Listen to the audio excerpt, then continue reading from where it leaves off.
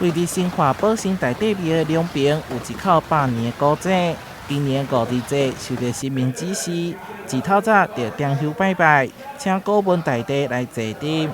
同时以八卦炉的仪式进行开放，时辰一到就开放予大家出五时水。阮这啦吼是过去吼，阮大着讲啦吼，来食的时阵吼是补经啦、八卦节啦，登去了后吼，这个这就放开啊，到这一定半世纪啊，50档啊。新化宝兴大帝庙已经有400档的历史。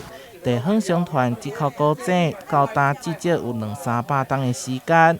不过庙伫1974年中起的时阵，因为安全问题，加上自来水普及，就把井封起来。停放半世纪以后，高重开。这300档啊吼，头一届吼，我就来这请这个五时水。真早以前吼，是口井有真侪人咧使用，后来。民国50几年啊，迄阵啊，政府讲这个大家的水唔好食，有迄个砷重金属啦吼。庙口的人排甲落长，大家手提管仔要来求五时水。五时水的功效非常的济，会当摕来驱邪祈福招财。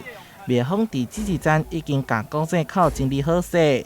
发现水质非常清气，严格也是打出告示，请民众唔通直接啉。台南新闻出发采访报道。